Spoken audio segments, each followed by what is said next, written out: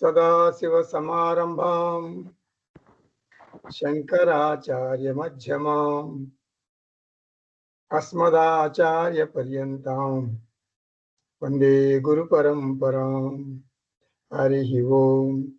श्रीगुरुभ्यो नमः। हरिः ओम्। వేదాంత డిండిమం 8వ పాఠం 23వ శ్లోకం మనం చూస్తున్నాం. అలం యాగైః అలం యోగైః అలం భోగైః అలం ధనైః పరస్మిన్ బ్రహ్మణి జ్ఞాతే ఇతి వేదాంత డిండిమః. ఈ శ్లోకాలు చాలా చాలా ముఖ్యమైనవి అన్నమాట. ఎందుకంటే మనం చాలా గొప్ప సాధకులం, మనమంతా సాధించేసాం. ధర్మం ఉఫ్ ఊదేశాం, అర్థం ఉఫ్ ఊదేశాం, కామం మోక్షం ఆత్మజ్ఞానం వచ్చేసింది అని చాలామంది చాలా గట్టిగా అనుకుంటారు. సో అటువంటి వాళ్ళకి అంటే నెగటివ్ యాటిట్యూడ్ అని చెప్పకూడదు, ఇన్ఫీరియారిటీ కాంప్లెక్స్ అని కూడా చెప్పకూడదు. అసలు నువ్వెవరు, నువ్వు ఎంతవరకు సాధనలో పరిణితి చెందావు, అసలు నీ సాధన పరిపక్వతకు వచ్చిందా, నువ్వు సాధన కరెక్ట్గా చేస్తున్నావా, ఇవన్నీ కూడా ఎక్కడ యాసిడ్ టెస్ట్ అంటూ ఉండదు.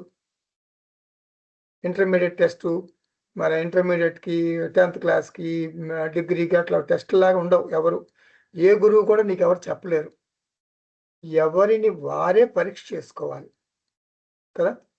సో మిమ్మల్ని మీరు ఎవరికి వాళ్ళే పరీక్ష చేసుకుని ఎక్కడున్నాను, నా ఆధ్యాత్మిక ప్రయాణం ఎక్కడ ఉంది, ఎక్కడ ఆగిపోయింది, నేను ఎక్కడి నుంచి బిగించేయాలి అని ఎవరిని వారే ఉద్ధరించుకోవాలి. దానికి ఈ శ్లోకాలు, ముఖ్యంగా ఈరోజు చెప్పే శ్లోకాలు చాలా బాగా పనికొస్తాయి.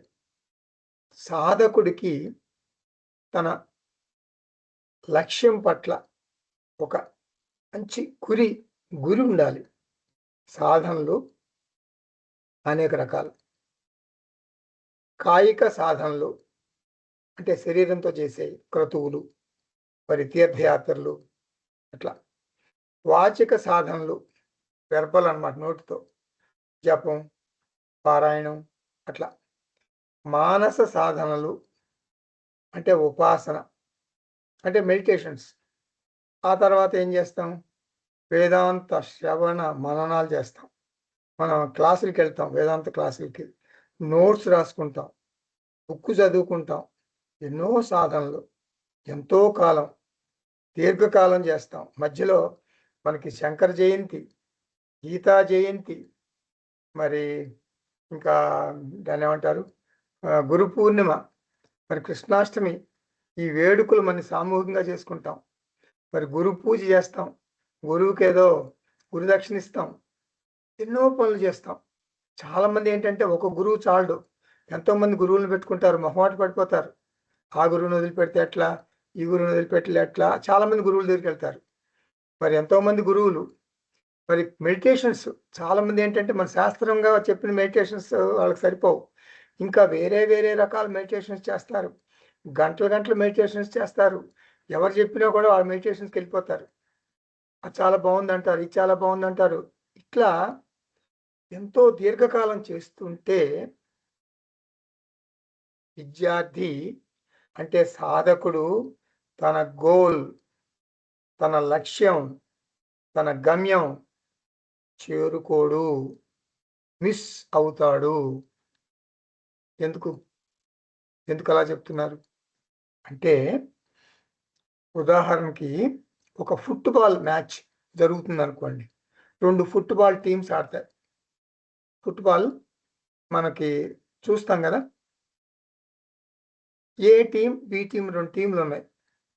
ఒక టీము మనకి స్పష్టంగా చూస్తాం, టీవీలో చూస్తాం మనం. అసలు ఎదుటి వాళ్ళకి ఛాన్స్ ఇవ్వరు, అంటే చాలా బాగా ఆడుతుంటారు అనమాట. అసలు ఒకసారి కొట్టాడంటే ఆ తాడి చెట్టు అంత ఎగురుతుంది, ఎగిరి ఆ గోల్ పోస్ట్ దగ్గరలోకి వెళ్ళిపోతుంది. అంటే అంత బాగా కొట్టగలడు ఒక్కడే. ఒకప్పుడు అట్లా కొడితే ఆ ఫుట్బాల్ స్టేడియం మధ్యలోకి వెళ్ళిపోతుంది బాల్. అంటే ఎంత బలంగా కొట్టాడు వాడు. ఇలా ఆడుతుంటారు. ఒక ఇప్పుడు గంట మ్యాచ్. మ్యాచ్ టైం గంట. ఈ గంటలో ఎవరు ఎక్కువ గోల్స్ కొడితే వాళ్ళు గెలిచినట్టు కదా!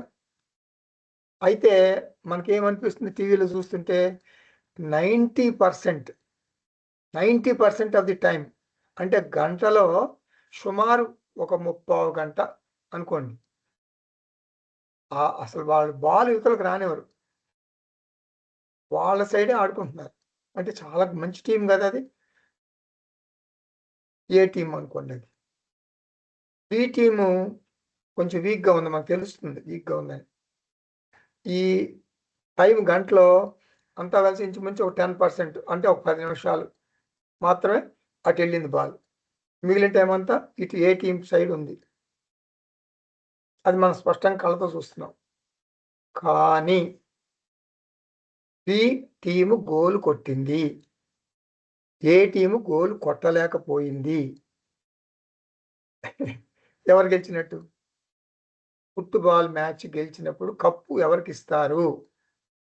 బి టీమ్‌కే ఇస్తారు. ఎందుకు? గోలు కొట్టింది గనుక. ఎంత ఎక్కువ టైము బాలుని ఆ టీము తనతోనే ఉంచుకుంది అనేది అప్రస్తుతం. డ్రిబ్లింగ్ ది బాల్ అంటే బాలుని బాగా తన్నటం అన్నమాట. హెడ్డింగ్ ది బాల్ అంటే తలతో కూడా ఇట్లా కొడుతుంటారు. చాలా బాగా కొడతారు. బాగా ఫాస్ట్‌గా వచ్చింది తలతో ఇట్లా డాష్ ఇస్తాడు. అదొక పెద్ద ఆర్ట్. సో, బాలుని తన్నటం, తలతో బాల్‌ని ఆపటం ఇవన్నీ గోల్ కొట్టటానికి మార్గాలు. కానీ గోల్ కాదు. అలాగే వేదాంత విద్యార్థి గోల్ ఏమిటి?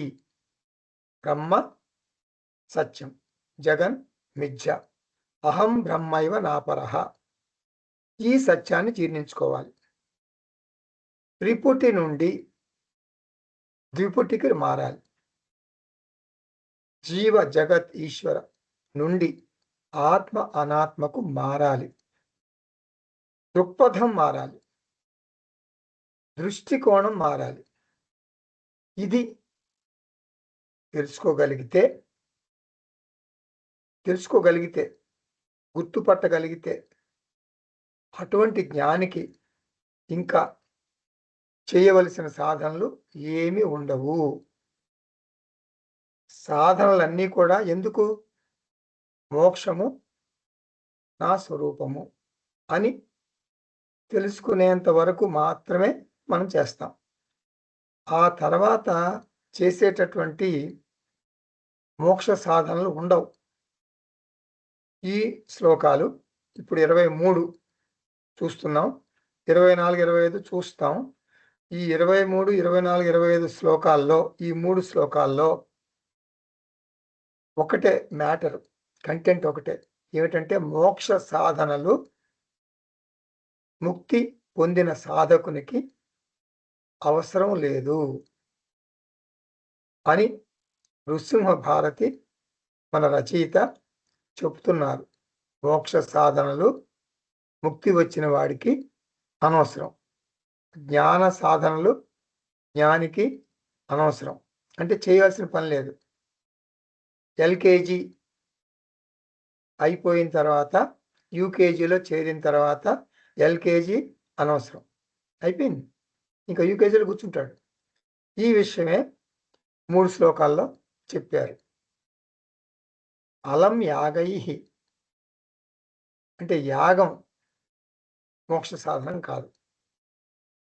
యోగం మోక్ష సాధనం కాదు. భోగం మోక్ష సాధనం కాదు. మరి ఆహారం అన్నం తింటాం కదా! మోక్ష సాధనమేనా? కాదు. ఆహారం మోక్ష సాధనం కాదు.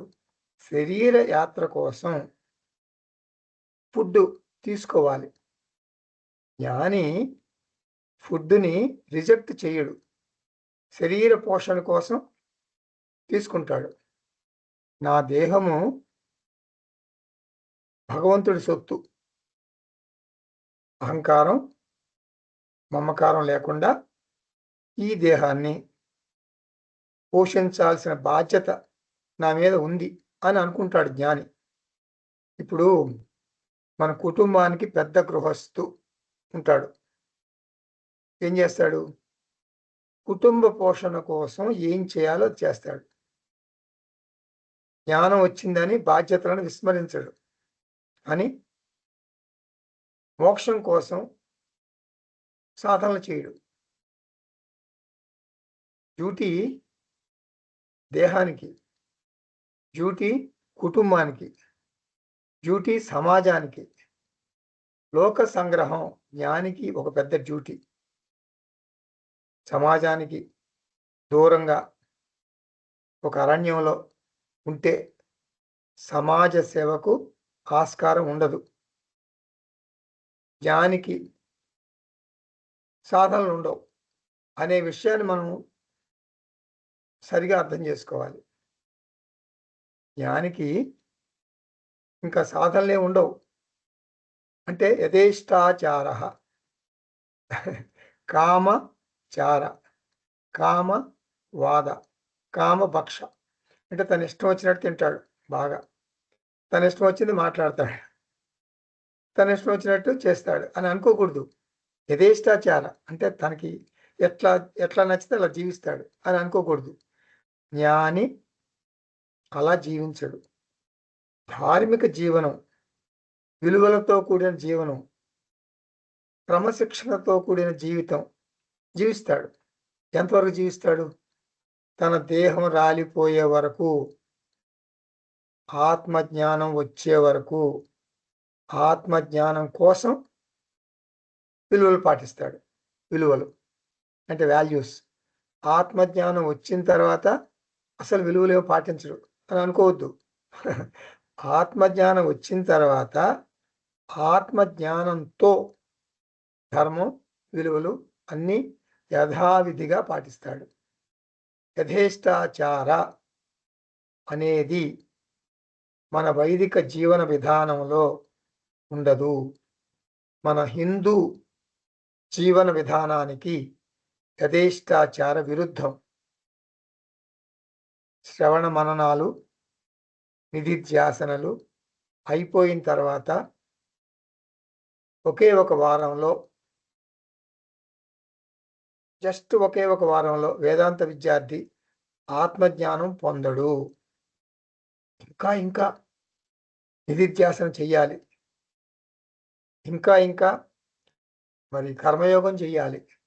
కృతంచ స్వాధ్యాయ ప్రవచనేచ, సత్యంచ స్వాధ్యాయ ప్రవచనేచ. ఉపాసనా యోగం చెయ్యాలి. మరి ఇంకా జ్ఞానయోగం చెయ్యాలి. ప్రతి యోగాలోనూ విలువలు పాటించాలి. మరి విలువలకు ఫుల్ స్టాప్ పెట్టకూడదు. విలువలు ఎంతవరకు పాటించాలి?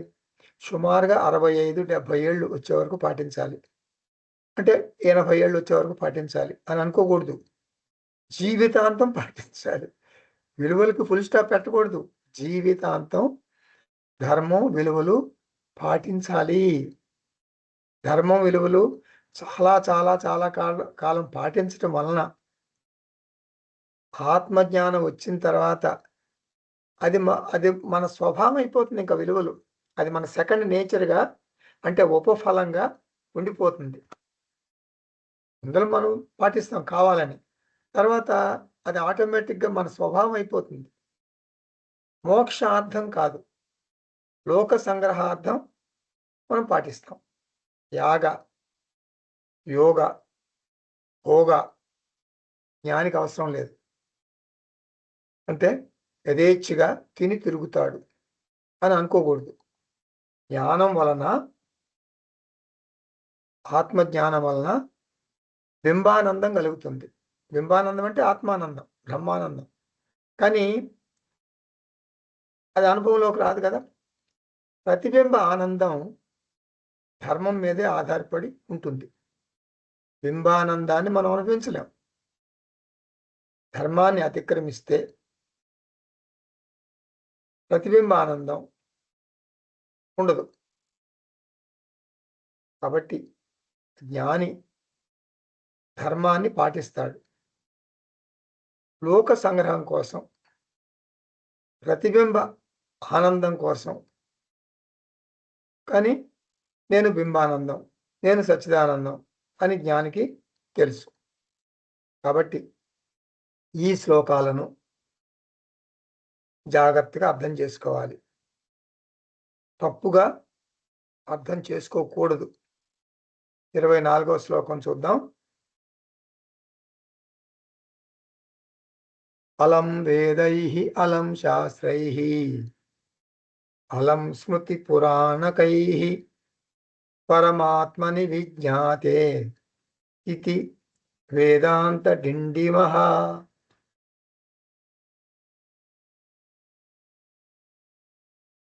పరమాత్మని విజ్ఞాతే సతి, పరమాత్మ జ్ఞానం వచ్చింది, దృక్పథం మారింది, ద్విపుటి స్థితిలో ఉన్నావు, అంటే ఆత్మానాత్మ స్థితిలో ఉన్నావు.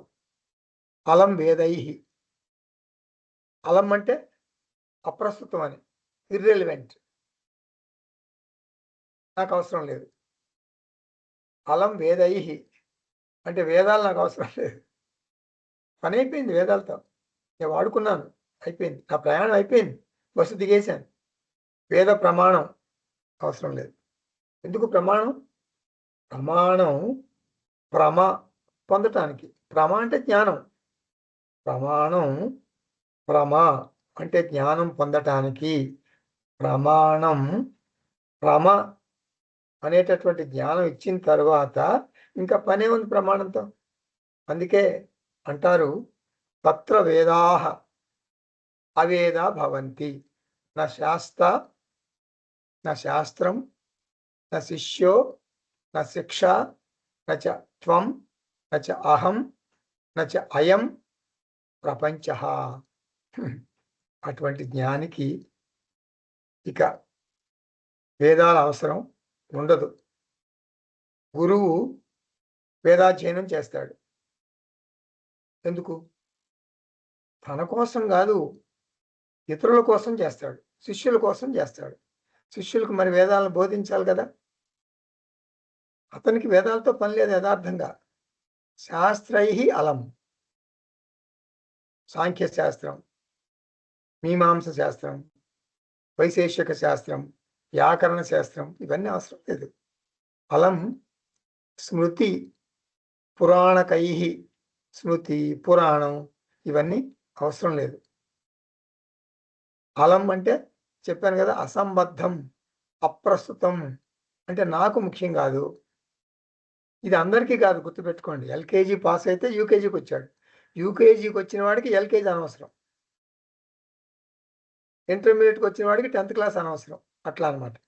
ఇది అందరికీ కాదు, జ్ఞానికి వర్తిస్తుంది, ముక్తునికి వర్తిస్తుంది. ఇప్పుడు 25వ శ్లోకం చూద్దాం. న యజుషార్థోస్తి న సామ్నార్థోస్తి కశ్చన జ్ఞాతే బ్రహ్మాత్మ విజ్ఞానే ఇతి వేదాంత డిండిమః. బ్రహ్మాత్మ విజ్ఞానే జాతే సతి, అంటే జ్ఞానికి జ్ఞానం వచ్చిన తర్వాత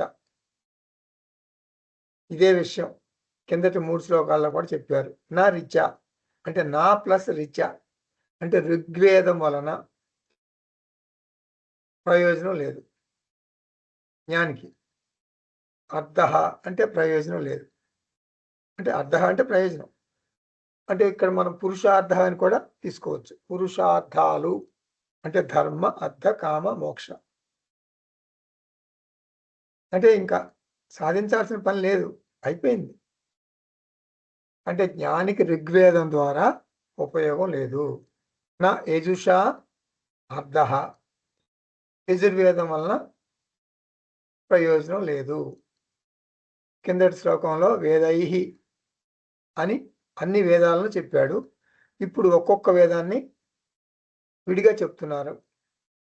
సామ్నా నా అర్థ అస్తి, సామవేదం వలన ప్రయోజనం లేదు. కశ్చన, కశ్చన అంటే కొంచెం కూడా ఉపయోగం లేదు. ఎందుకని? వచ్చింది. జ్ఞానం వచ్చేసింది. అహం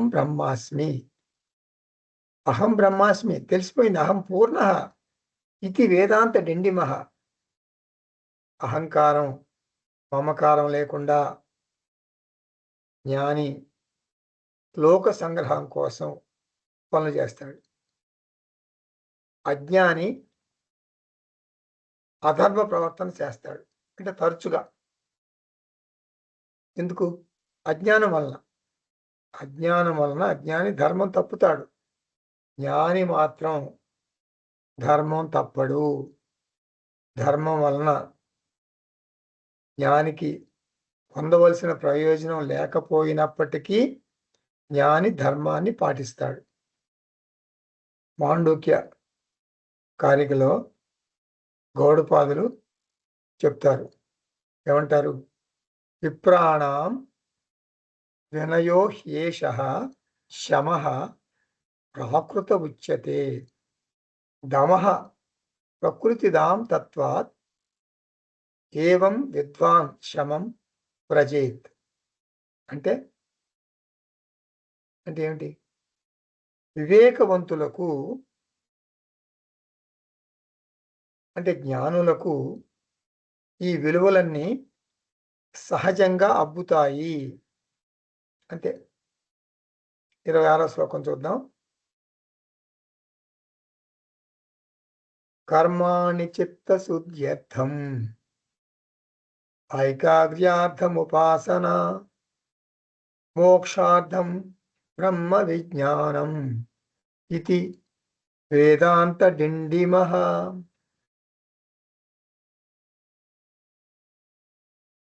అంటే సాధకుడు ఇందాక చెప్పాను కదా, తన లక్ష్యాన్ని మర్చిపోకూడదు, తన గమ్యాన్ని మర్చిపోకూడదు.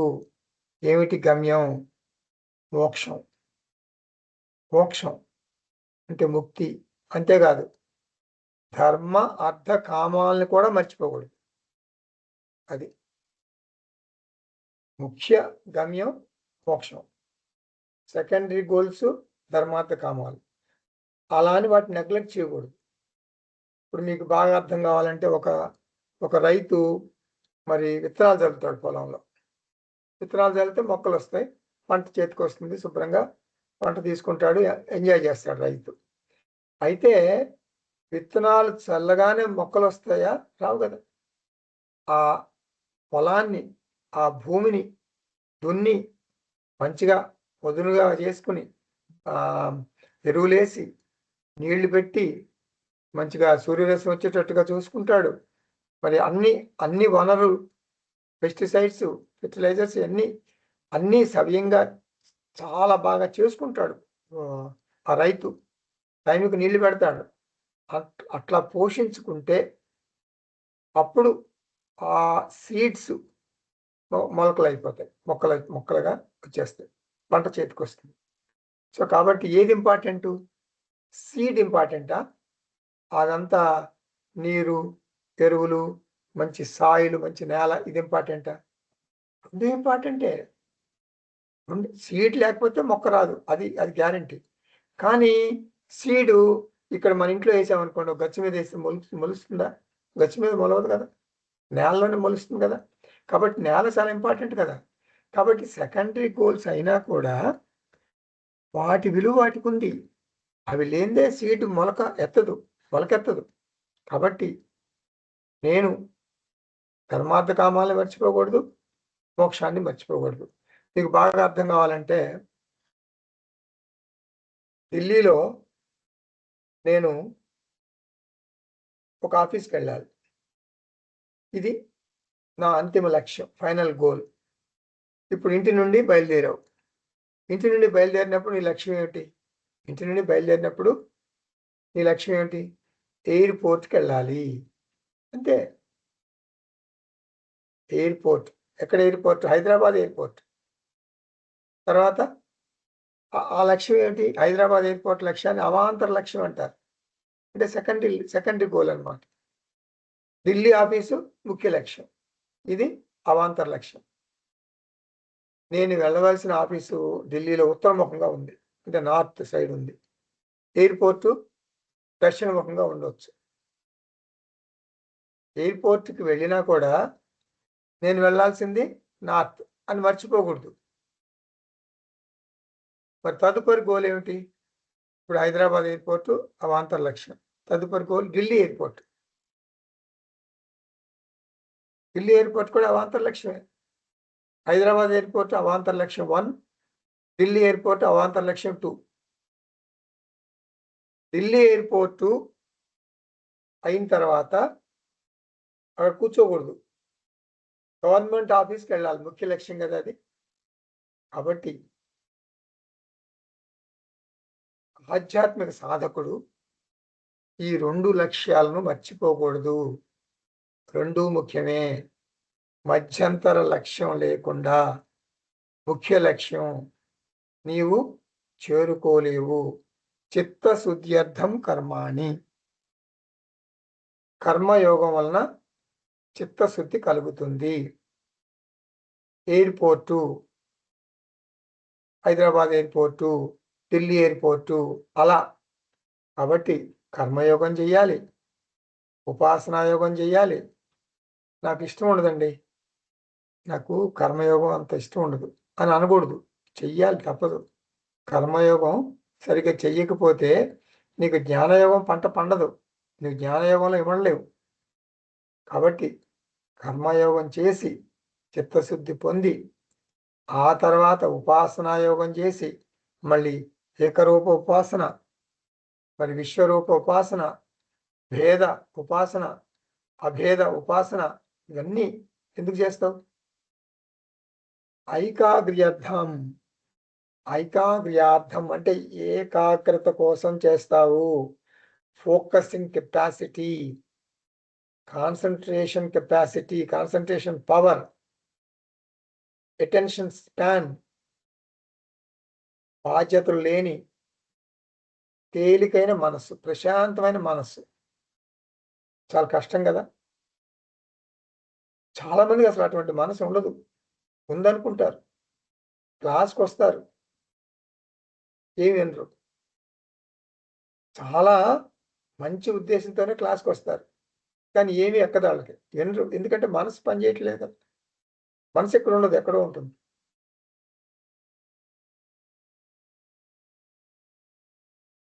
ఒత్తిడి, మనసు నిండా ఎప్పుడు ఒత్తిడి. బాధ్యతలు లేకుండా కాసేపు మనసుని ఒత్తిడి లేకుండా తేలికైన మనసు పెట్టుకోవాలి. ఇప్పుడు చాలా మందికి ఏం చేస్తారంటే కుటుంబం పెరిగిపోతుంది. కుటుంబం పెరిగిన కొద్దీ బాధ్యతలు పెరుగుతాయి, మరి ఒత్తిడి పెరుగుతుంది. అసలు టైం ఎక్కడండి? నాకు ఏదో టైం దొరుకుతుంది అప్పుడు మండే, ఏదో గంట అంటారు, వస్తారు. అటువంటి మైండ్ ఉండకూడదు. అటువంటి మైండు ఒక ఒక ఇనర్ట్ గోడతో సమానం. ఇప్పుడు ఈ గోడకి ఏమని చెప్తాను అనుకోండి, ఈ గోడ ఉంది, ఆ గోడ ఇనర్ట్ కదా. ఆ ఫ్యాన్ ఉంది, ఇనర్ట్ కదా. ఒక గోడకి ఏమన్నా చెప్తే అర్థమవుతుందా? గోడ ఆత్మజ్ఞానం అనగా ఏమి, ఉపాసనా యోగం అనగా ఏమి చెప్పుము అంటే గోడ చెప్తుందా? చెప్పలేదు కదా. ఎందుకని? అది నిర్జీవం. అలాగే ఈ ప్రిపేర్డ్ మైండ్ కాకపోతే, ఒత్తిడి ఉన్న మనసు అయితే ఆ గోడకి ఆ మనసుకి తేడా లేదు. అది శాస్త్రాన్ని అందుకోలేదు. నువ్వు మంచి ఉద్దేశంతోనే క్లాస్కి వచ్చావు. నేను అడుగుతుంటాను అప్పుడప్పుడు పర్సనల్గా, నేనేం చెప్తున్నాను వేదాంత డెండము అంటే, నేను ఎవరిని అడిగారో వాళ్ళు చెప్పలేకపోతారు, నేనేం చెప్తున్నానో వాళ్ళు చెప్పలేరు. అంటే వాళ్ళు సరిగ్గా వింటలేదనే కదా. మళ్ళీ వాళ్ళు క్లాస్కి వస్తారు, వాళ్ళు క్లాస్కి వచ్చిన వాళ్ళని నేను అడుగుతాను. క్లాస్కి వచ్చిన వాళ్ళని నేను క్యాజువల్గా అడిగినట్టుగా, చాలా క్యాజువల్గా అడిగినట్టుగా అడిగితే ఎవరు సరిగ్గా చెప్పలేరు. అంటే చాలామంది చెప్పలేరు. అంటే ఏమిటనమాట, వాళ్ళు శ్రద్ధగా వింటలేదు. అంటే శ్రద్ధగా వింటారు, కానీ వాళ్ళ మనసు దాన్ని యాక్సెప్ట్ చేయట్లేదు. వాళ్ళ మనసులో మరి ఏం ఆలోచనలు ఉంటాయో తెలియదు, యాక్సెప్ట్ చేయట్లేదు. మీరు చాలా బాగా చెప్తారండి గురువుగారు అంటారు. అమ్మా, ఒక శ్లోకం చెప్పు భగవద్గీతలో అంటే చెప్పలేరు. ఇది నాకు నిజంగా జరిగింది. భగవద్గీత అంతా చెప్పిన తర్వాత ఒక చోట నేను 3.5, 4 ఏళ్ళు చెప్పిన తర్వాత ఇద్దరు వ్యక్తులు మన గురు దంపతులను కూడా పిలిచాం. ఆ కంక్లూజను భగవద్గీత ముగింపు వేడుకలు తెలిస్తే గురు దంపతులు ఇద్దరిని పట్టుకున్నారు. ఇది ఒక జంటు, ఒక లేడీ. ఆ లేడీ నన్ను బాగా పొగిడేస్తుంటే నేను ఎందుకో చిలిపిగా ఒక శ్లోకం చెప్పమంటే చెప్పలేకపోయింది. అసలు శ్లోకం చెప్పలా. 700 శ్లోకాల్లో ఒక శ్లోకం చెప్పలా. She could not. తర్వాత జంటలో విష్ణుప్రసాద్ గారు అబ్బా! ఏం చెప్పారండి. ఆత్మజ్ఞానం అనేది కూడా చక్కగా మాకు అర్థమయ్యేటట్టుగా ఆల్ఫాబెటిక్‌గా మరి ఆత్మ లక్షణాలు కూడా చాలా బాగా చెప్పారు. నా కంఠంలో ప్రాణం ఉన్నంత వరకు విష్ణుప్రసాద్ గురువు గారిని నేను మర్చిపోలేను. ఆ శాస్త్రం ఇంకిపోదు. నా మనసులో స్థిరంగా ఉంటుంది. హి ఈస్ గ్రేట్ అని ఒకతను అన్నాడు. అతను డిసపియర్డ్. ఇంకా తర్వాత ఎక్కడికి కనపడలేదు. అంటే అతనికి అసలు ఇటు ఈ ఈ లైన్‌లో లేడింక అతను. వేరే లైన్‌కెళ్ళిపోయాడు. ఏం చెప్తాం? అది ప్రారంభం అనుకోవాలా? ఇంకేమనుకోవాలో మనకు తెలీదు. అంతే. కాబట్టి ఈ దేహం అంతమయ్యే వరకు వైదిక జీవన విధానం కొనసాగించాలి. కొనసాగించాలి. జ్ఞానం వచ్చిన తర్వాత ఇందాక చెప్పాను కదా! కామచారః, కామభక్షః, కామవాదః ఉండకూడదు. యథేష్టాచారం ఉండకూడదు. ఫాలో శాస్త్ర. శాస్త్ర జీవనం సాగించాలి. శాస్త్రం చెప్పినట్టు జీవించాలి. వేదం చెప్పినట్టు జీవించాలి. భగవద్గీతలో శ్రీకృష్ణుడు చెప్పినట్టు మనం జీవించాలి. అలా జీవించటం కోసమే మనకు మాన్యువల్ ఇచ్చారు. వేద మాన్యువల్, భగవద్గీత మాన్యువల్. అంటే అది కేవలం మనుషులకే ఇచ్చింది. గొంగళి పురుగుకి, మరి సీతాకోక చిలుక వాటికి ఇవ్వలేదు. 84 లక్షల జీవరాశుల్లో అది ఏవి ప్రోగ్రామ్డ్ లైఫ్ అనమాట. సహజాతాలతో జీవిస్తాయి అవి. అంతే. ఆకలేస్తే జంతువుల్ని తింటాయి అంతే. ఒక జంతువు మరొక జంతువుని తినేస్తుంది ఆకలేస్తే. వాటికి రాగం ఉండదు, ద్వేషం ఉండదు, పాపం ఉండదు, పుణ్యం ఉండదు. జస్ట్ పొట్ట నింపుకుంటే చచ్చిపోతాయి. మనకే పొట్టతో పాటు ఇది కూడా నింపుకోవాలి. మనకు పొట్ట, తల స్ట్రెయిట్ లైన్‌లో ఉన్నాయి. కాబట్టి దాని అర్థం ఏంటి? వికసించిన బుద్ధితో శాస్త్రంతో నింపుకోవాలి. ధర్మార్థ కామ మోక్షాలు సాధించాలి. మనసు కర్మల్లో కూరుకుపోతే అది వినలేదు. కాబట్టి ఉపాసనల వలన ఏకాగ్రత లభిస్తుంది. ఇది మధ్యంతర లక్ష్యం. ఏకాగ్రత అంతిమ లక్ష్యం కాదు. మోక్షార్థం బ్రహ్మ విజ్ఞానం. బ్రహ్మనున్నాడు. ఏకం నిత్యం సారం సత్యం. అసలు నాకనిపిస్తుంది ఏకం నిత్యం సారం సత్యం అంటే ఈ 4 మాటలే కదా! 4 మాటలు అర్థమైతే ఇంక అయిపోయింది కదా శాస్త్రం. ఏకం. నువ్వంటే నాకేంటో పడదు. నాకు అసలు ఎందుకో నా భార్య అంటే గిట్టదు. నా భర్త అంటే నాకు గిట్టదు. పిల్లలంటే గిట్టదు. అసలు ఈ జగత్తుని చూస్తే నాకు కోపమొచ్చేస్తుంది. వీడిట్లా, వాళ్ళట్లా ఇట్లా మాట్లాడతారు కదా! ఏకం అనేది అర్థం చేసుకున్నాననుకోండి. ఆత్మ ఏకం. నేనే ఆత్మ. నేనే బ్రహ్మ. ఏకం. ఇంకా నీకు ఈ కాన్ఫ్లిక్ట్ ఎలా ఉంటుంది నీకు? వాదాలెందుకుంటాయి? అసంతృప్తి ఎందుకుంటుంది? నిత్యం. నిత్యం అంటే ఏమిటి? నేను ఆల్ ది టైమ్ ఉన్నాను. త్రికాలయాపి తిష్టతి. ఎవరు? నేనే. ఈ దేహం రాలిపోతుంది. నీ దేహం రాలిపోతుంది. ఆమె దేహం రాలిపోతుంది. అతని దేహం అన్ని దేహాలు రాలిపోతాయి. నేను దేహం కాదు కదా! నిత్యం. నేను రాలిపోతానా? రాలిపోను. ఇమ్మోర్టల్. సారం. సబ్‌స్ట్రాటమ్. అసలు సారమైందేంటి? నేనే గదా! నేనే సారం. మిగిలింది అసారం. నేనే నిత్యం, మిగిలింది అనిత్యం. నేనే ఏకం, మిగిలింది అనేకం. అనవసరం నాకు. ఎన్నుంటే ఏమిటి? ఒక కృష్ణుడు ఉంటే చాలు కదా! కృష్ణ సైన్యం ఎన్నో వేల మంది ఉన్నారు. ఎందుకు? కృష్ణుడే ముఖ్యం మనకి. ఏకం, ఆత్మ ముఖ్యం. అహం బ్రహ్మాస్మి. అలాగే సత్యం, సారం సత్యం. సత్యం అంటే ఏంటి? ఇండిపెండెంట్. ఇండిపెండెంట్. ఇండిపెండెంట్ అంటే మిగిలిందంతా డిపెండెంట్. నేనే ఇండిపెండెంట్.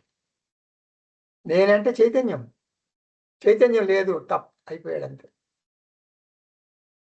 ఇప్పుడు దాకా బాగానే ఉన్నాడండి. అన్నాడు. తర్వాత అయిపోయాడండి. పక్కకు ఒరిగిపోయాడండి అంటారు. అంటే ఏంటి? అయిపోయింది. ఎప్పుడు? నిదట్లో. ఎప్పుడు పోతాడు? నిదట్లో పోవాలని లేదు. మెలకువగా పోవాలని లేదు. బాత్రూమ్‌లో పోవాలని లేదు. ఒక సిస్టమాటిక్ డెత్ అనేది ఎవరికి ఉండదు. గుర్తుపెట్టుకోండి. నువ్వు బతుకున్నప్పుడు సిస్టమాటిక్ లైఫ్ లీడ్ చేయొచ్చు నువ్వు. కానీ డెత్ మాత్రం చాలామంది అనుకుంటారు ఎక్కడో నిదట్లో పుసుక్కుని పోవాలనుకో. అది జరగదు. అందరూ చెప్తారు, గురువుగారు నాకు దీవించండి. నేను సడన్‌గా పుసుక్కున పోవాలి నేను. ఎవ్వరికీ నేను భారం కాకూడదు. బెడ్ రిడెన్ కాకూడదు. తప్పని చచ్చిపోవాలి అంటారు. అది అది నీ చేతిలో లేదు, గురువు చేతిలో లేదు, ఎవరి చేతిలో ఉండదు. అది ప్రారబ్ధానుసారం నీకొస్తుంది. అంతే. కాబట్టి ఏకం, నిత్యం, సారం, సత్యం. సత్యం అంటే independent. Everything is dependent. All bodies dependent. అన్ని వస్తువులు డిపెండెంట్. ఒక్కటే ఇండిపెండెంట్ ఎవరు? ఆత్మ. ఎవరు? నేనే. నేనే ఇండిపెండెంట్. ఇది చాలదు. పరోక్ష జ్ఞానం అన్నమాట. అంటే ఏంటి? ఆత్మ ఏకం, ఆత్మనిత్యం, ఆత్మసారం, ఆత్మసత్యం. ఇది పరోక్ష జ్ఞానం. ఇది చాలదు. అహం ఏకం, అహం నిత్యం, అహం సారం, అహం సత్యం అనాలి. ఆ ఆత్మ నేనే, ఆ బ్రహ్మన్ నేనే అనాలి. ఇది విజ్ఞానం. అపరోక్ష జ్ఞానం. విజ్ఞానం అంటే అపరోక్ష జ్ఞానం. చూసాం కదా, జ్ఞాన విజ్ఞాన యోగంలో 7వ అధ్యాయంలో అహం బ్రహ్మాస్మి. ఇది అంతిమ లక్ష్యం. నాకు మధ్యలో వచ్చేటటువంటి అవాంతర లక్ష్యంతో పనే ఉంది అని అనకూడదు. నేను ఢిల్లీకి వెళ్ళాల, ఒక గవర్నమెంట్ ఆఫీస్కి వెళ్ళాల, ఇలా స్టెప్ బై స్టెప్ వెళ్ళాల్సిందే. నేను హైదరాబాద్ ఎయిర్పోర్ట్కి ఎందుకు వెళ్ళాలి అనకూడదు. కాబట్టి చిత్తశుద్ధి ద్వారా మాత్రమే, చిత్త ఏకాగ్రత ద్వారా మాత్రమే. హైదరాబాద్ ఎయిర్పోర్టు చిత్తశుద్ధి, ఢిల్లీ ఎయిర్పోర్టు చిత్త ఏకాగ్రత. చిత్తశుద్ధి ద్వారా మాత్రమే, చిత్త ఏకాగ్రత ద్వారా మాత్రమే బ్రహ్మ విజ్ఞానం భవతి. లేకపోతే ఆత్మజ్ఞానం రాదు. ఏదో ఒక డిప్లొమా కోర్స్ చేసి ఏదో కొంత వేదాంతం తెలుస్తుంది డిప్లొమా కోర్స్ చేసినట్టుగా. అలా కొంత పాండిత్యం వస్తుంది. అది కాదు ఇంపార్టెంట్. ఆధ్యాత్మిక సాధకుడు పాండిత్యం కోసం, అంటే స్కాలర్షిప్ కోసం గురుబోధ వినడు. ఆత్మజ్ఞానమే తన లక్ష్యంగా వింటాడు. తనలో మార్పుని, పరిణితిని, అంటే అంతర్గత మార్పు జరగాలని వింటాడు. అతను ఒక గొప్ప పండితుడు అనిపించుకోవాలని అనుకోడు. మోక్షార్థం బ్రహ్మ విజ్ఞానం ఇది వేదాంత డిండిమః.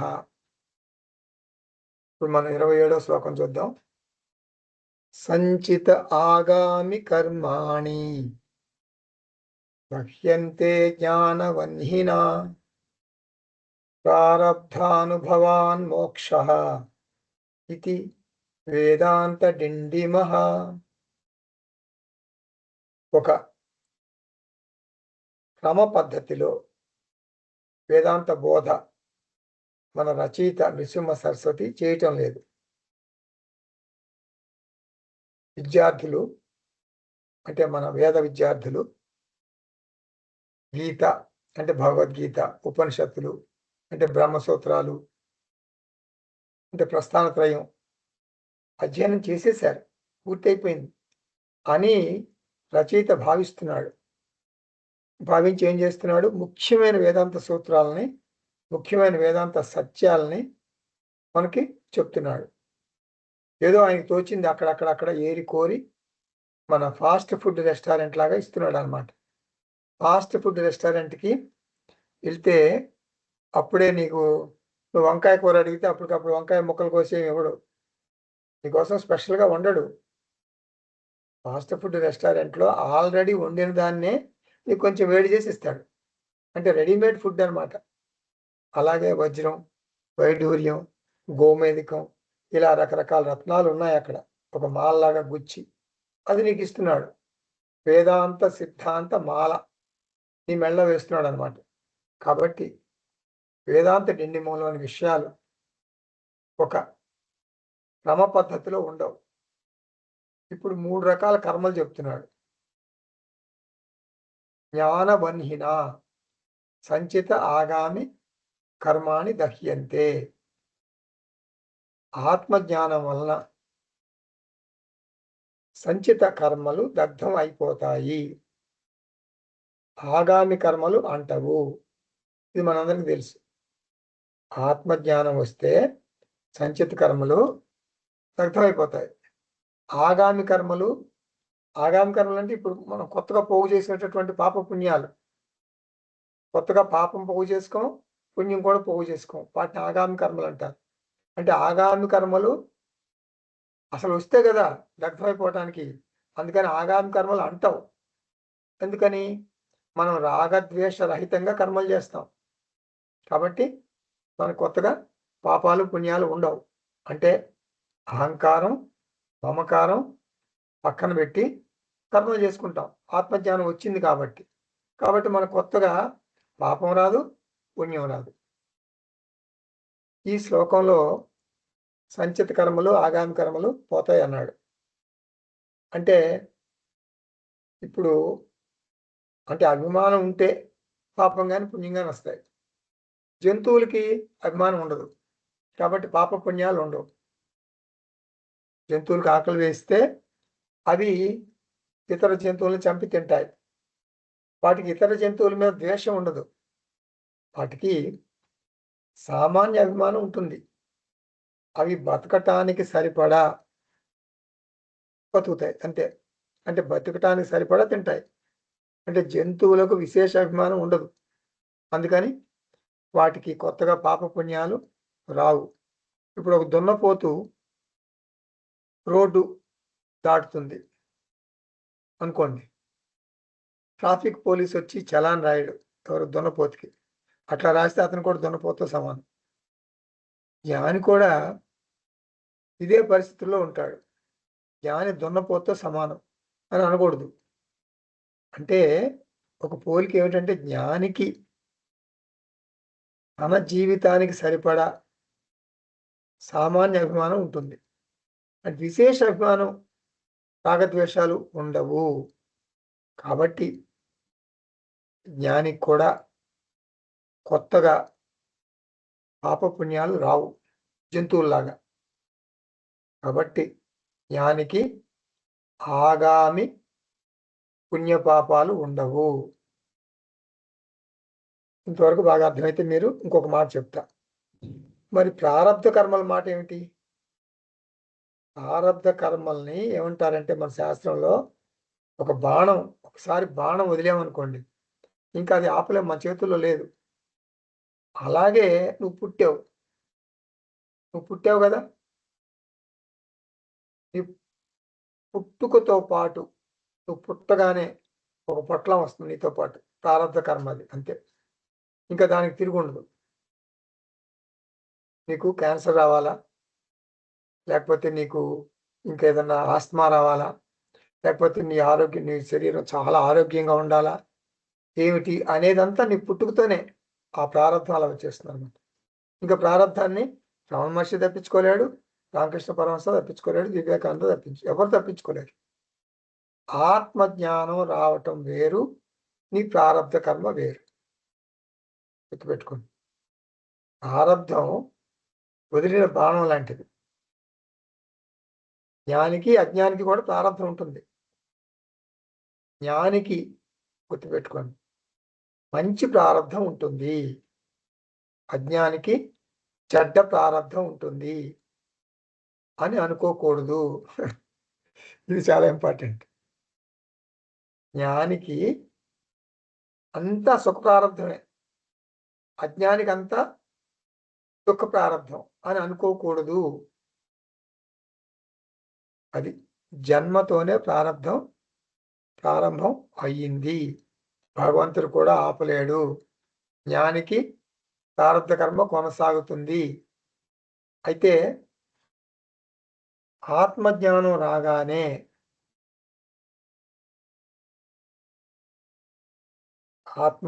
రాగానే తప్ అని చచ్చిపోతారు. చాలా మంది జ్ఞానులు ఆత్మజ్ఞానం అదే గుర్తు అనమాట. ఆత్మ రాగానే టప్ అని పక్కకి తలవాలు చేస్తారు అని అనుకోకూడదు. ఇట్లా చచ్చిపోతే ఇంకా శిష్యులు ఎవరు రారు గురువుగారి దగ్గరికి. ఆయన దగ్గరికి వెళ్ళగానే చచ్చిపోతారండి. ఎప్పుడో 1 నెలకో 2 నెలలకో చచ్చిపోతారు. ఎందుకంటే ఆత్మజ్ఞానం వచ్చేసింది అంటాడు, చచ్చిపోతారు అని అనుకుంటారు. అట్లా ఉండదు. ఆత్మజ్ఞానం వచ్చిన తర్వాత జీవితం కొనసాగుతుంది. తప్ అని రాలిపోరు. ఎందుకు రాలిపోరు? ఆత్మజ్ఞానం వేరు, ప్రారంధం వేరు. ప్రారంధం ఉన్నంత వరకు జ్ఞాని జీవితం కొనసాగుతుంది. గురువు బోధ చేస్తాడు, శిష్యులకు జ్ఞానం వస్తుంది. జ్ఞానం రాగానే శిష్యులందరూ టప్ టప్ టప్ అని టపా కట్టేస్తుంటే గురువు చేయగలిగింది ఏమీ లేదు. ఇక శిష్యులు ఎవరు గురువు వద్దకు, వేదాంత బోధకు రారు. ఎందుకు? చనిపోతామనే భయంతో. కాబట్టి గురు శిష్య పరంపర కొనసాగుతుంది. కాబట్టి ప్రారంధం కొనసాగుతుంది. ప్రారబ్ధాన్ని అపి అనుభవాత్. ప్రారబ్ధాన్ని అపి అనుభవాత్ అంటే అనుభవ అంటే సుఖ దుఃఖ అనుభవాత్. అనుభవాత్ దహ్యంతే. దహ్యంతే అంటే దగ్ధం అవటం అని లిటరల్ మీనింగ్ తీసుకోకూడదు ఇక్కడ. ఈ శ్లోకంలో దహ్యంతే అంటే ప్రారబ్ధం ముగిసే వరకు అని అర్థం చేసుకోవాలి. అంటే ప్రారబ్ధ కర్మలు ఆత్మను కదిలించలేవు. ప్రారబ్ధ కర్మలు అనాత్మ మీద మాత్రమే ప్రభావం చూపుతాయి. అనాత్మ అనుభవాన్ని తన అనుభవంగా జ్ఞాని స్వీకరించడు. అనాత్మ అనుభవాన్ని, ఇది చాలా ఇంట్రెస్టింగ్ క్వశ్చన్. అనాత్మ అనుభవాన్ని జ్ఞాని ఏమనుకుంటాడు? చాలా ఇంట్రెస్టింగ్ క్వశ్చన్ ఇది. అనాత్మ అనుభవాన్ని జ్ఞాని ఏమనుకుంటాడు? అనాత్మ అనుభవమే అనుకుంటాడు. అనాత్మ అనుభవమే అనుకుంటాడు జ్ఞాని. అనాత్మ అనుభవాన్ని ఆత్మకు ఆపాదించడు. పశ్యన్, శృణ్వన్, స్పృశన్, జిఘ్రన్ గుణాః గుణేషు వర్తంతే. ఇంద్రియాణి ఇంద్రియార్థేషు వర్ధంతే. వేదాంత రత్నం, 4వ వేదాంత రత్నం ఏం చెబుతుంది? మీ అందరికీ గుర్తుండే ఉంటుంది. ఈ జడ శరీరంలో కానీ, ఈ జడ ప్రపంచంలో కానీ ఎటువంటి సంఘటనలు జరిగినా అవి ఆత్మస్థితిలో ఉన్నటువంటి, ఆత్మలో రమిస్తున్నటువంటి నన్ను కదిలించలేవు. అనాత్మలో మార్పుల్ని ఎవరు ఆపలేరు. గుర్తుపెట్టుకోండి, అనాత్మలో మార్పుల్ని ఎవరు ఆపలేరు. చాలా మంది ప్రాయశ్చిత్త కర్మలు చేస్తారు. పరిహార కర్మలు, ప్రాయశ్చిత్త కర్మలు. ఇంకా వాళ్ళ పనే అది, ఎప్పుడు చేస్తుంటారు. ప్రాయశ్చిత్త కర్మలు ప్రారబ్ధాన్ని కొంత తగ్గించవచ్చు, లేదా కొంత నాశనం చేయొచ్చు. ప్రాయశ్చిత్తం వలన ప్రారబ్ధ కర్మలు పూర్తిగా తీసివేయలేము, గుర్తుపెట్టుకోండి. ప్రాయశ్చిత్త కర్మలు చేయటం వలన ప్రారబ్ధ కర్మలు పూర్తిగా తీసివేయలేము. కొన్ని ప్రారబ్ధ కర్మలు తప్పించుకోలేము. రామావతారంలో రాముడు మరి సీతను కోల్పోతాడు. శోకంతో కనపడిన ప్రతి చెట్టుని, పుట్టని సీత కనపడిందా, సీత కనపడిందా, మా సీత కనపడిందా అని అడుగుతాడు. భగవంతుని అవతారాలకే ప్రారబ్ధం తప్పలేదు. ఇక్కడ మనకొచ్చే గుణపాఠం ఏమిటి? అనాత్మకు ఒడిదుడుకులు తప్పవు. ఆత్మజ్ఞానం వలన ప్రారబ్ధ కర్మలు భస్మం అవ్వవు. ఆత్మజ్ఞానంతో జ్ఞాని ప్రారబ్ధాన్ని ఎదుర్కొంటాడు. ఇది ఆత్మజ్ఞానం వలన కలిగేటటువంటి ప్రయోజనం. దహ్యంతే అంటే ఇక్కడ ఎగ్జాస్టెడ్ అని అర్థం చేసుకోవాలి. ఇది వేదాంత డిండిమః. 28వ శ్లోకం చూద్దాం. న పుణ్యకర్మణా వృద్ధి హాని పాపకర్మణా నిత్యా సంగాత్మనిష్టానాం ఇది వేదాంత డిండిమః. ప్రారబ్ధ కర్మలను అనుసరించి జీవితం కొనసాగుతుంది. జ్ఞాని యొక్క ప్రారబ్ధం పుణ్యమా అంటే పుణ్య ప్రారబ్ధమా, లేక పాప ప్రారబ్ధమా, లేక మిశ్రమమా? చెప్పండి. చాలా మంది అనుకుంటారు జ్ఞానికి పుణ్య ప్రారబ్ధం మాత్రమే ఉంటుందని. అది నిజం కాదు. అతను ఇప్పుడు జ్ఞాని అయ్యాడు, అతను ఇప్పుడు గొప్ప జ్ఞాని అయ్యాడు. కానీ ప్రారబ్ధం ఎప్పటిది? ప్రారబ్ధం ఇతనికి జ్ఞానం రాకముందుది, అంటే పాస్ట్ జన్మలది అనమాట. చాలా రిమోట్ పాస్ట్.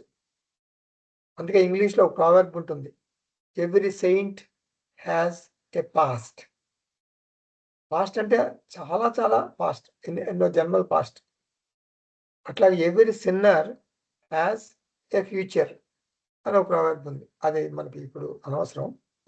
అంటే పాస్ట్ జన్మల్లో ఇప్పుడు మనం అనుకునేటటువంటి జ్ఞాని పాస్ట్ జన్మల్లో అజ్ఞాని. అతనికి శుభ్రంగా రాగద్వేషాలు ఉన్నాయి, చెడ్డ పనులు చేసి ఉంటాడు. కాబట్టి పుణ్య పాప మిశ్రమ ప్రారబ్ధం ఉంటుంది. జ్ఞాని అనాత్మకు కూడా పుణ్య పాప మిశ్రమ ప్రారబ్ధం ఉంటుంది. ఆ ప్రారబ్ధ కర్మలు వాటి ఫలితాన్ని అవిస్తాయి.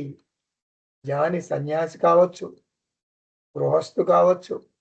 మరి గృహస్థ అయితే ప్రారబ్ధం కుటుంబ సభ్యుల ద్వారా తెలుస్తుంది. సన్యాసి అయితే ఆ ప్రారబ్ధం ఆశ్రమ సభ్యుల ద్వారా తెలుస్తుంది. అక్కడ కొడుకు, ఇక్కడ పరమానంద శిష్యుడు. భగవంతుడు చాలా స్మార్ట్. ఎట్లా? ఒకవేళ సన్యాసి జ్ఞానికి శిష్యులు లేరనుకుందాం, ఆ జ్ఞానికి ఆశ్రమం కూడా లేదనుకుందాం. సన్యాసికి అరణ్యంలో ఒక చెట్టు కింద కూర్చుంటాడు. ఇంకా ప్రారంభం ఏమి ఉండదు, అన్ని గుడ్డు ప్రారంభం అనుకోకూడదు. అక్కడ ఏం చేస్తాడు భగవంతుడు? దోమలను గుర్తిస్తాడు. డెంగ్యూ వ్యాధి వస్తుంది అతనికి, లేకపోతే చికెన్ గున్యా వస్తుంది. ప్రారంధాన్ని ఎవరు తప్పించుకోలేరు. ఇవి అనాత్మ సమస్యలు అనుకుని ప్రారంధాన్ని స్వీకరించి, నేను అసంగ చైతన్యాన్ని, ఈ దేహం ప్రారబ్ధాన్ని అనుభవించక తప్పదు, కాబట్టి నేను భగవంతుణ్ణి విమర్శించను అని అనుకుంటాడు జ్ఞాని. కాబట్టి 8వ పాఠం ముగించుకున్నాం. ఇప్పుడు మీకేం అర్థమైంది? 8వ పాఠం వల్ల మీకేం అర్థమైంది అంటే, అంతిమ లక్ష్యం మర్చిపోకూడదు, మోక్షం, అది మర్చిపోకూడదు. అది కాదు మీకు అర్థమైంది. అంతిమ లక్ష్యం ఏంటది? మోక్షం. దాన్ని మర్చిపోకూడదు. అయితే కొంతమంది అంటుంటారు, నాకు కోపం ఎక్కువండి, కంట్రోల్ చేసుకోలేకపోతున్నానండి అంటారు. నాకు బాగా తిండి యావ ఎక్కువ, అతిగా తినటం మానుకోలేకపోతున్నాను అంటారు.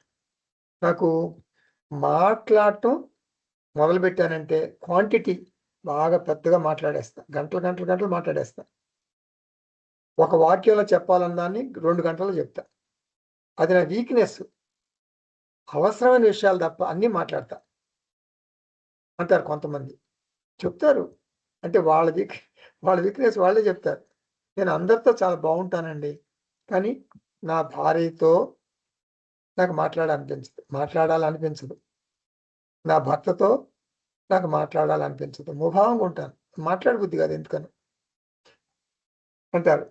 కొంతమంది ఏదో మాట్లాడతానండి అప్రయత్నంగా. మళ్ళీ ఫోన్ చేసి, అమ్మా క్షమించండి. నేను ఆ ఉద్దేశ్యంతో అనలేదు. అపార్థం చేసుకోవద్దు అని మళ్ళీ ఒక గంట మాట్లాడతారు. ఏదో మాట్లాడతారు. మళ్ళీ నేను ఆ ఉద్దేశంతో అనలేదంటారు. కొంతమంది ఏం చేస్తారు? కేవలం కబుర్లు చెప్పుకోవటం కోసం కొంతమంది స్నేహితులు ఇంటికెళ్తారు. కబుర్లే. ఇంక వాళ్ళకేం పని ఉండదు. కేవలం కబుర్లు చెప్పుకోవటం కోసం కొంతమంది వాళ్ళ ఇంటికొస్తారు కాలక్షేపం కోసం. ఇటువంటి విషయాలు, ఇటువంటి మైనస్ పాయింట్స్ తెలుసుకొని ఇవన్నీ దురలవాట్లే. చెప్పాను గదా! అంతిమ లక్ష్యం చేరటానికి ఇవన్నీ ఆటంకాలే. అంతిమ లక్ష్యం మోక్షం నువ్వు చేరలేవు. ఇవి దురలవాట్లు. వీటికి చికిత్స చేసుకుంటేనే అంతిమ లక్ష్యం చేరగలవు. ఇప్పుడు ఈ సమస్య నువ్వు పరిష్కరించుకోలేకపోతే ఫైనల్ గోల్ మోక్షం నీకు 1000 జన్మలెత్తినా రాదు. కాబట్టి అంతర్వీక్షణ చేసుకుని నిన్ను నువ్వు సంస్కరించుకోవాలి. నీ బలహీనతను తొలగించుకోగలగాలి. నేను పదే చెప్తుంటాను. ఏంటది? పరిస్థితులు మన ఆధీనంలో ఉండవు. అది మన ప్రారబ్ధం. అది మన చేతిలో లేదు. కానీ ప్రవర్తన మన ఆధీనమే. ఎట్టి విపత్కర పరిస్థితులు, ఎట్టి విషమ పరిస్థితులు వచ్చినా కూడా నేను ధైర్యంగా ఎదుర్కొంటాను. మోక్షం పొందుతాను అని నీవు అనుకుంటే మంచిదే. కబీర్దాసు, తులసీదాసు, మన గోరా కుంభార్, భక్త నందనార్, సక్కుబాయి, రవిదాసు భక్తులు విన్నారు కదా వీళ్ళ పేర్లు. ఇటువంటి భక్తులు అందరూ కూడా సెటప్ మారితే అప్సెట్ అవ్వల. అది వారి గొప్పతనం. ఇటువంటి భక్తులు అందరూ కూడా వాళ్ళ సెటప్ మారితే వాళ్ళు అప్సెట్ అవ్వలేదు. విషమ పరిస్థితులను తమకు అనుకూలంగా మలుచుకున్నారు, భరించిపోయారు. నీవు ఆ కోవకు చెందుతావా? నీవు అటువంటి వాళ్ళ భక్తుల కోవకు చెందుతావా? నేను ఆ కోవకు చెందనండి అని అంటావా? అయితే నీ పరిస్థితులను నీకు అనుకూలంగా మార్చుకో. ప్రయత్నపూర్వకంగా అనుకూల పరిస్థితులు సృష్టించుకో. అవసరమైతే పిల్లల్ని వదిలిపెట్టు. నీ పిల్లలు నీకు ఆటంకం అయితే రిటైర్మెంట్ హోమ్‌లో చేరు. అవసరమైతే అమెరికాను వదిలిపెట్టు. ఇండియాలో ఉండు. నేను అమెరికా వెళ్ళినప్పుడు కొంతమందిని చూశాను. చాలామంది సీనియర్ సిటిజన్స్ ఉన్నారక్కడ. వారికి అసలు ఇండిపెండెంట్ లైఫ్ లేదు. అంతా డిపెండెంట్ లైఫే. ఒక చిలకని పంజరంలో పెట్టినట్టుగా వారు బందీలుగా ఉన్నారు. నేను స్వచ్ఛంగా చూశాను. వాళ్ళు చెప్తున్నారు నాతో. వాళ్ళు చెప్పారు. మాకు స్వేచ్ఛ లేదండి. ఇక్కడేమో సరైన వాతావరణం లేదండి. ఆధ్యాత్మిక జీవితం సరిగ్గా లేదండి అని బాధపడ్డారు. శోకించారు. ఇక్కడ ఆత్మవిద్యకు అనుకూలంగా పరిస్థితులు లేవంటున్నారు. ఎందుకు అట్లా శోకించటం? అమెరికా వదిలిపెట్టి ఇండియాలో ఉండు. ఎందుకు ఉండకూడదు? అందరి పరిస్థితులు ఒకలాగా ఉండవు. పరిస్థితులకు బానిసైతే నీకు ఆత్మవిద్య రాదు. గుర్తుపెట్టుకో. వచ్చే జన్మలో నీవు మనిషిగా పుడతావో లేదో నీకు తెలియదు. కాబట్టి స్పిరిచ్యువల్ లైఫ్ అంటే ఆధ్యాత్మిక జీవితం, ఆధ్యాత్మిక ప్రయాణాన్ని ఆధ్యాత్మిక సాధనలను సీరియస్గా తీసుకో. క్రికెట్ మ్యాచ్లో 10 రన్నులు కొడితే గెలుస్తారు. 10 రన్నులు కావాలి. ఎన్ని ఎన్ని బంతులు మిగిలినాయి? 2 బంతులే మిగిలినాయి. 2 బాల్సే మిగిలినాయి. ఒక బాలు 6 కొట్టాలి. ఒక బాల్ని 4 కొట్టాలి. గత్యంతరం లేదు. అటువంటి పరిస్థితుల్లో కూడా బ్యాట్స్మెన్ ధైర్యంగా కొడతాడు, మ్యాచ్ గెలుస్తారు. ఇట్లాంటి సందర్భాలు ఎన్నో ఉన్నాయి. కాబట్టి సెల్ఫ్ నాలెడ్జ్ అంటే ఆత్మజ్ఞానము చాలా ఇంపార్టెంట్. అది కేవలం నీ దృక్పథం మీద ఆధారపడి ఉంది. నా భార్యతో ప్రాబ్లం, నా భర్తతో ప్రాబ్లం, మరి కుటుంబంతో ప్రాబ్లం, నా కుటుంబ వాతావరణం బాగుండలేదు, నా సాధనలకు అనుకూలంగా లేదు అని ఎన్నాళ్ళు సనుగుతావు, గొణుగుతావు? తేల్చుకో, గమల్చుకో. టెన్షన్ వద్దు, అటెన్షన్ కావాలి. ఇది ఈ 8వ పాఠం వేదాంత డెన్నిమో సారాంశం. స్వస్తి. ఓం పూర్ణమద పూర్ణమిదం పూర్ణాత్ పూర్ణముదచ్యతే పూర్ణస్య పూర్ణమాదాయ పూర్ణమేవావశిష్యతే. ఓం శాంతి శాంతి శాంతి. హరి ఓం. శ్రీ గురుభ్యో నమః. హరి ఓం.